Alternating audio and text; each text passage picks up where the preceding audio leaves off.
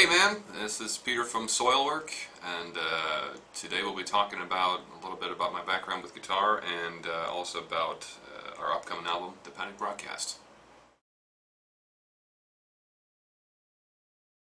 Growing up, I think, I was, one of my biggest influences at the time was probably James Hetfield, and I remember, I was always thinking, like, how do you get that beefy guitar tone, and I realized, after analyzing his playing a lot, that I was trying to figure out amps and stuff like that for James, but really where it all is in his right hand, and I think that has been more of a focus for me than leads, I think, and just trying to focus on getting really solid right hand rhythms, because I didn't start out being a lead guy. I was more of a rhythm guitar player, so I feel like that is my strong point, and that's something I really try to push for when I produce.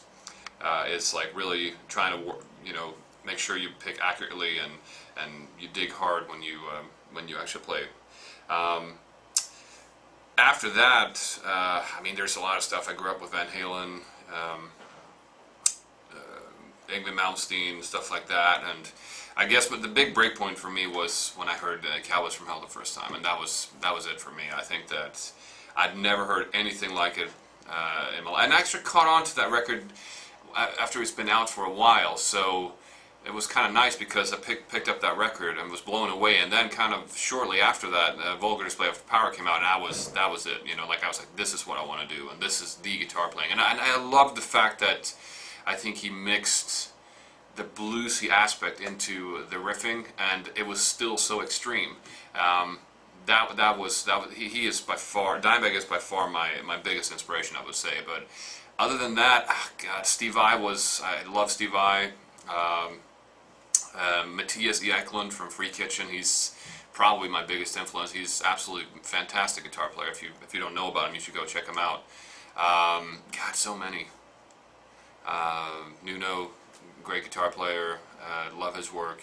Also, when I lived in Nashville, I started getting really into the bluegrass stuff, and I'm by no means anywhere near those guys, but I really enjoyed going to these open bluegrass jams and just sitting there, ordering pitchers of beer and, basically eating barbecue and listening to all these crazy guys play. You basically get up there with an acoustic instrument and nothing is plugged in, so every little mistake, you can hear it, but there hardly was any mistakes.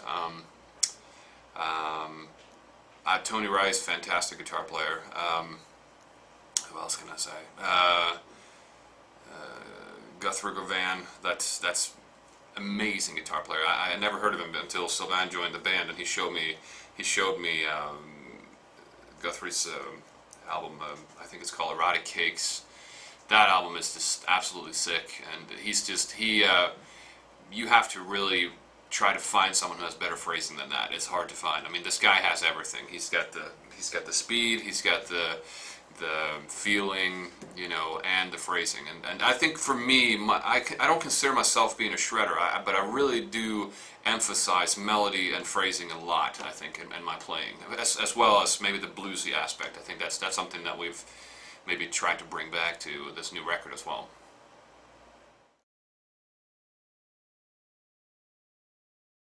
This is the chorus riff on Late for the Kill, Early for the Slaughter.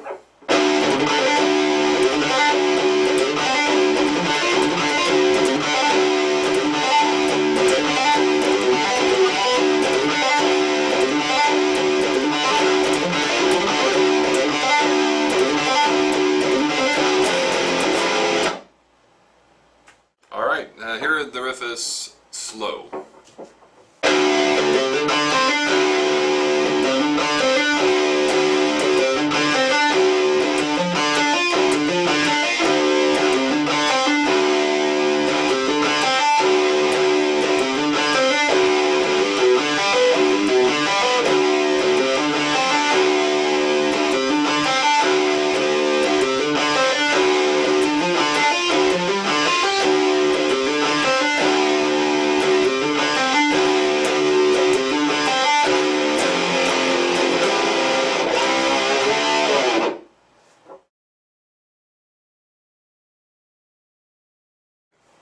So basically, because I was so focused on always doing downstrokes when I was a rhythm guitar player. My technique is probably not perfect by any means, but the way to play this riff would be, if you look at the right hand, I do 2 downstrokes and then an upstroke where I do a hammer-on pull-off on between the 10th and 12th fret.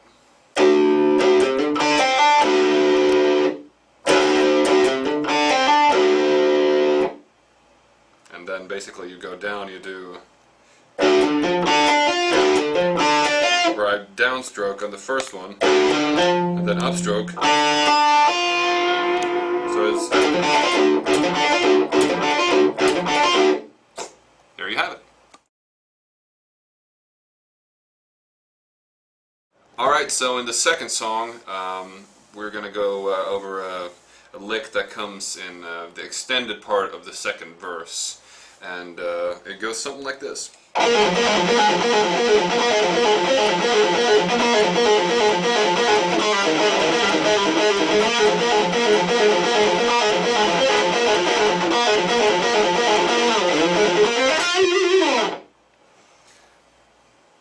Here it is slow.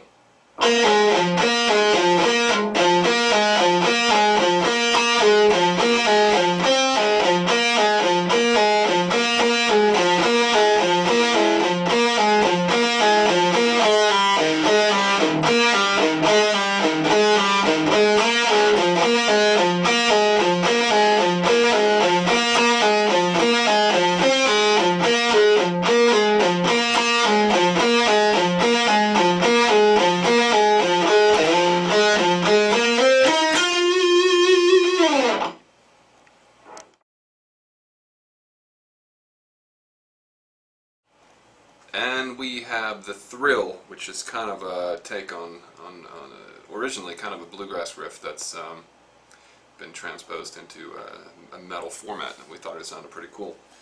It goes something like this.